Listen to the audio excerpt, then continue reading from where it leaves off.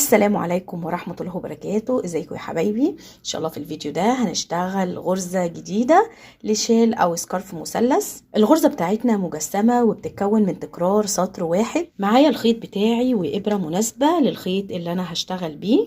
اول حاجة معايا طرف الخيط، بعمل عقدة البداية وبشتغل 5 سلاسل، 1 2 3 4 5، وبقفلهم على بعض بمنزلقة. تمام، علشان يكونوا معايا الدايرة اللي انا هبدأ بيها الشغل بتاعي. الدايرة الصغيرة دي باخد بعد كده ارتفاع 3 سلاسل، والثلاث سلاسل هنا بحسبهم اول عمود في السطر الاول.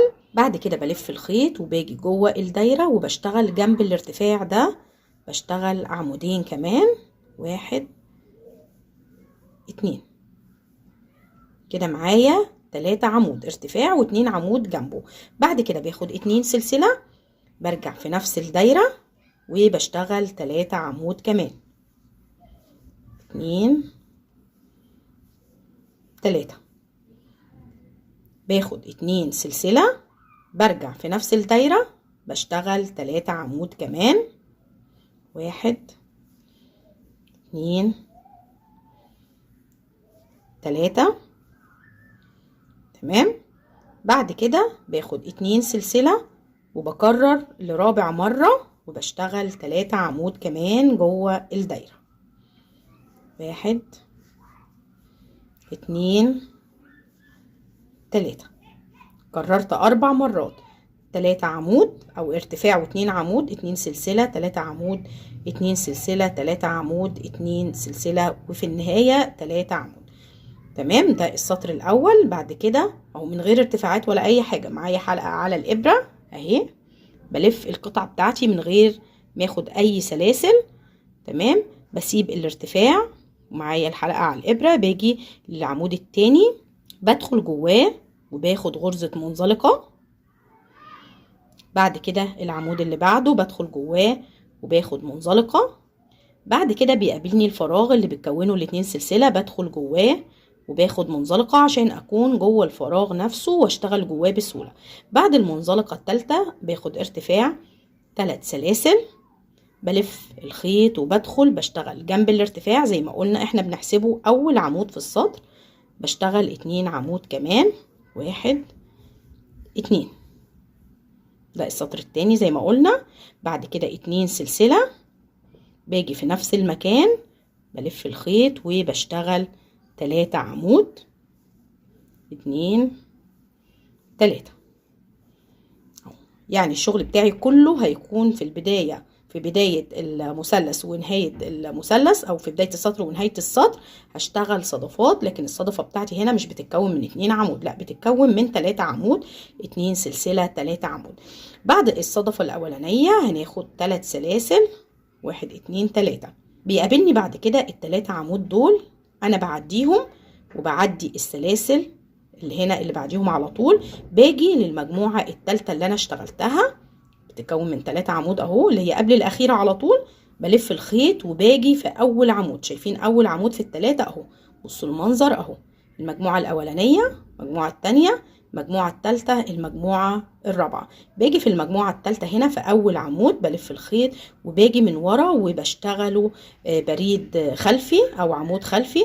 يعني بصوا بدخل من الفراغ هنا جنب العمود وباجي في المكان اللي جنبه بدخل وبرجع العمود على الابرة بالشكل ده. ممكن كمان ان انا اقلب الشغل بالشكل ده عشان الشغل يكون اسهل بالنسبة لي. بسحب الخيط وبشتغل عمود بلفة. بصوا انا قلبت الشغل ازاي وماسكاه ازاي اهو بالشكل ده اهو، ده الوش بتاعه انا قلبته كده في الظهر ورجعت العمود لورا كده، بلف الخيط وباجي في نفس المكان اهو، العمود فوق الابرة اهو، بسحب الخيط وبشتغل عمود كمان، تالت مرة بدخل وبشتغل العمود التالت. تمام، بصوا بقى فين اهو، لو قلبنا الشغل هنلاقيه بصوا جاي بميلة ازاي اهو كده بالشكل ده. شايفين اهو انا اشتغلت في العمود الاولاني من المجموعة التالتة، اشتغلته بريد خلفي، اشتغلت 3 عواميد ورا بعض. بعد ال3 عمود دول باخد 3 سلاسل وبروح على اخر مجموعة اهو، الفراغ اللي بتكونه السلسلتين اللي قبل اخر مجموعة دول. شايفين هنا في الاخر خالص بلف الخيط وبدخل بشتغل صدفة اللي هي بتتكون من 3 عمود، كل ده في نفس المكان، وبعدين 2 سلسلة وبرجع في نفس المكان اشتغل 3 عمود كمان. ده السطر التاني. خلاص دي نهاية السطر كده. السطر التاني خلص معايا. بصوا المنظر بقى كده، شايفين ال3 عواميد اللي انا اشتغلتهم راجعين لورا ازاي اهو. خلاص كده السطر التاني خلص معايا. دايما بداية السطر بتاعي ما باخدش اي سلاسل ولا ارتفاعات، بلف القطعة بتاعتي على طول والحلقة على الابرة. باجي في العمود التاني، العمود الاولاني خلاص بالنسبة لي الحلقة بتاعته على الابرة، باجي في تاني عمود بسحب منزلقة، العمود التالت منزلقة، وبدخل على الفراغ على طول. دي بداية بقى كل السطور اللي جاية، باجي على الفراغ على طول وباخد منزلقة عشان اكون جواه، انقل جواه بسهولة.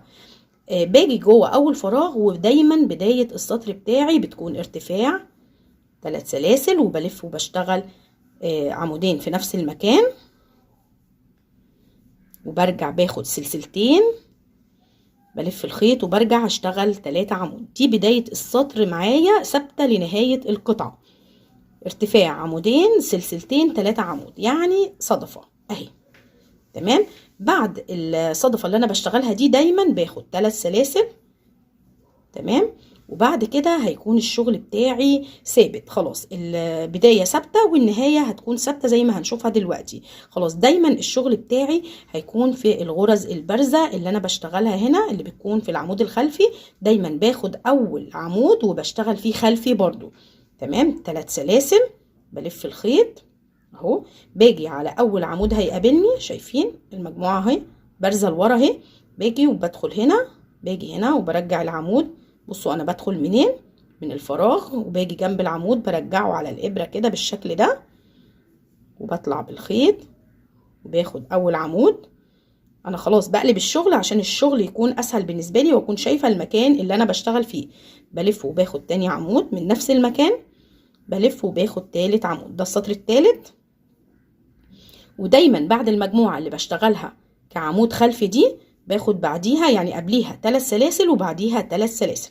كل الشغل في النص، القطعة بتاعتي بعد كده هيكون 3 سلاسل في النص، ما عدا الصدفة اللي في البداية والصدفة اللي في النهاية بيكون بينهم 2 سلسلة بس.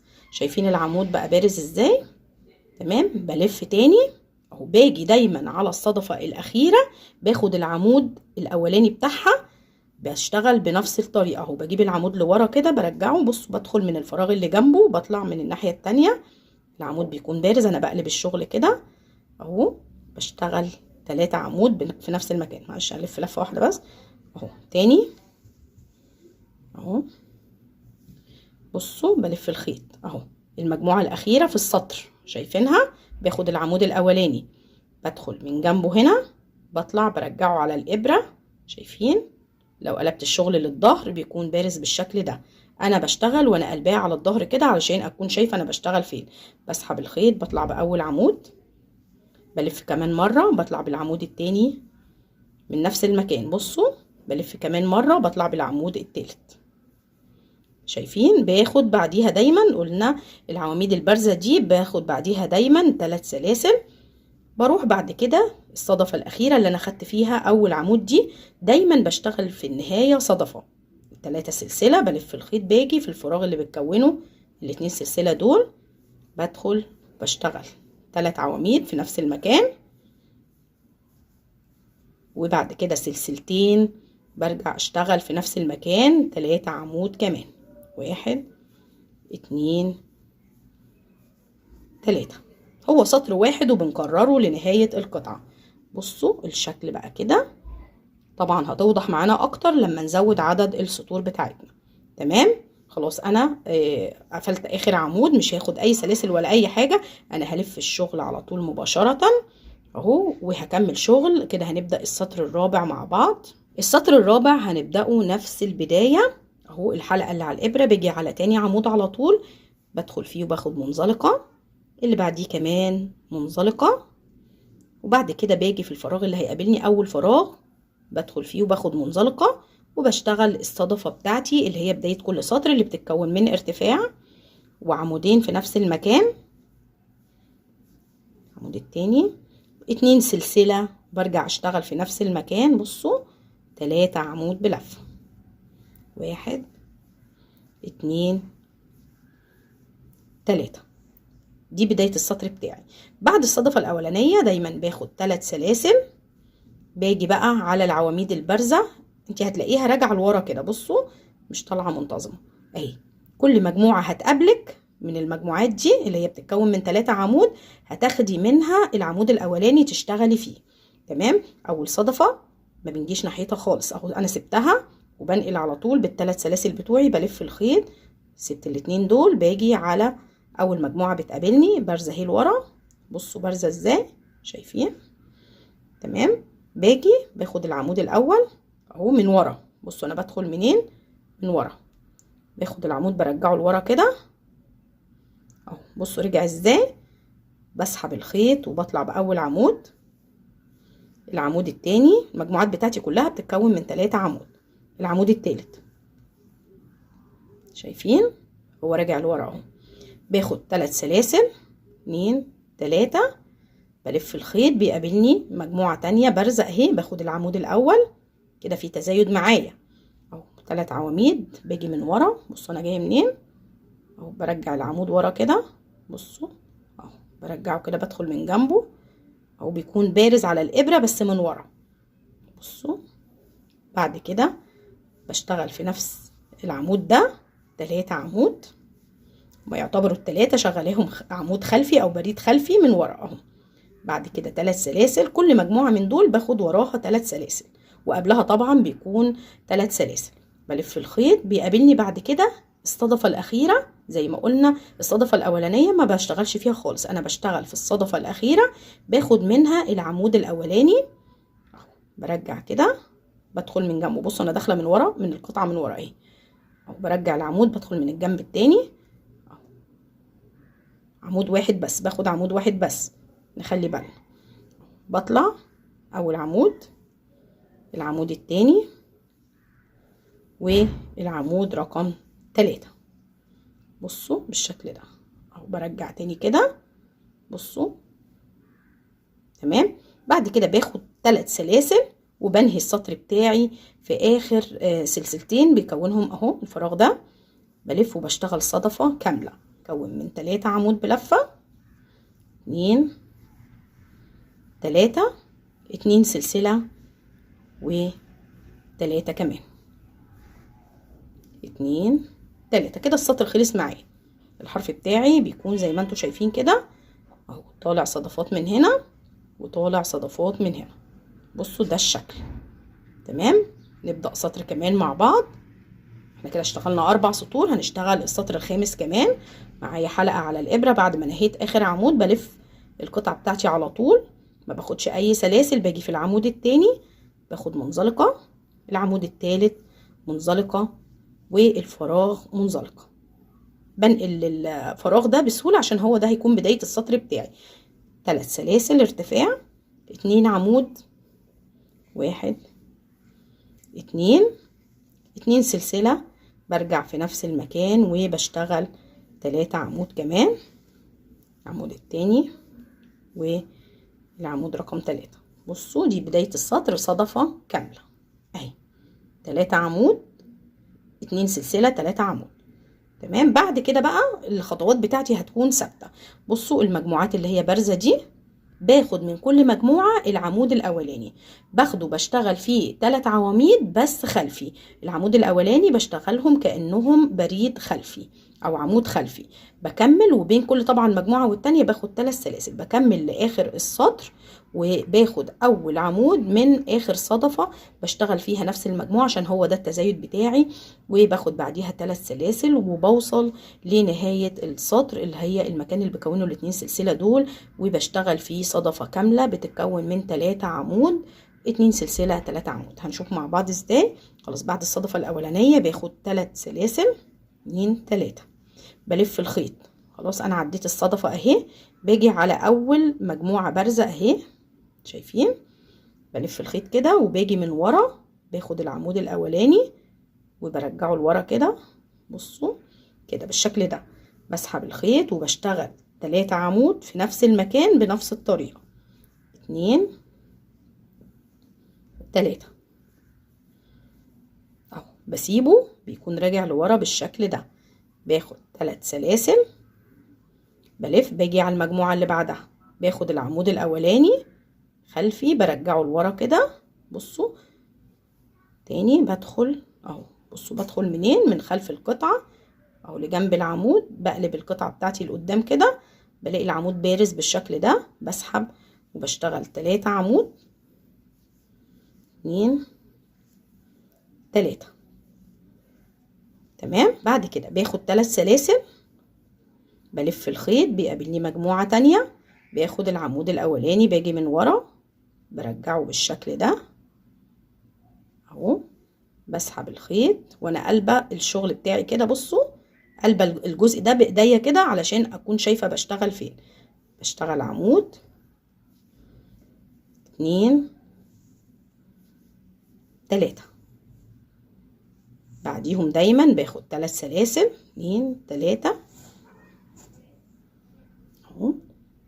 بلف الخيط، بيقابلني بعد كده اخر صدفه في السطر، باخد منها العمود الاولاني بس. شايفين؟ بدخل من ورا كده اهو، بدخل من جنب العمود، برجع الابره لورا بالشكل ده. بمسك العمود بايدي كده، بسحب الخيط، بطلع من حلقتين في حلقتين. اول عمود، العمود التاني، والعمود رقم 3. بعد كده باخد 3 سلاسل وبتقابلني اخر صدفة. بصوا الفراغ اللي هنا ده باجي وبشتغل فيه الصدفة الاخيرة، بتتكون من 3 عمود وبعد كده 2 سلسلة و3 عمود في نفس المكان. خلاص كده السطر الخامس خلص معايا اهو. بصوا شكلها وصل لكده.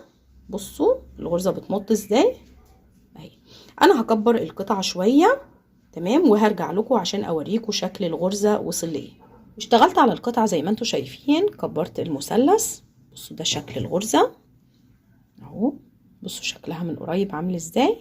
ظهر طبعا زي الوش بالظبط لان انا شغالها رايح جاي، وهو سطر واحد بس اللي بكرره. بصوا شايفين اهو. شايفين بتمط ازاي. غرزة سهلة وبسيطة جدا، تكرار سطر واحد. بنهي السطر بغرزة صدفة وبرجع بعد كده بشتغل في اول فراغ بيقابلني صدفة زي ما احنا شايفين الاطراف بتاعة المثلث بغرزة الصدفة اهي. تمام. طبعا لو انت عايزة تعمليه سكارف، لو انت عايزة تكبريه وتعمليه شال، هتشتغلي زي ما احنا شغالين كده. بتيجي في كل مجموعة في العمود الاولاني وبتشتغلي 3 عواميد خلفي، وبتشتغلي بداية السطر صدفة ونهايته صدفة. لو انت محتاجة ان انت تكبريه وتعمليه شال مثلث كبير، هتحتاجي من 600 ل 700 جرام تقريبا. يفضل ان الخيط يكون خيط وسط، مش مستحب ان انت تشتغليه بخيط سميك طبعا، لان زي ما احنا شايفين الغرزة بتاعتنا مجسمة، يعني الخيط السميك مش هيكون ظريف في الغرزة دي. انا شغالة بخيط ناكو تروفا، الخيط ده سمكه وسط اهو. ده شكل الشلة. تمام. انا شغالة بإبرة مقاس 5، ولو كبرتي شوية عن كده كمان هيكون افضل، لان زي ما قلنا الغرزة بتاعتنا مجسمة، ويعني مستحب ان هي تكون انسيابية وطرية شوية اهو.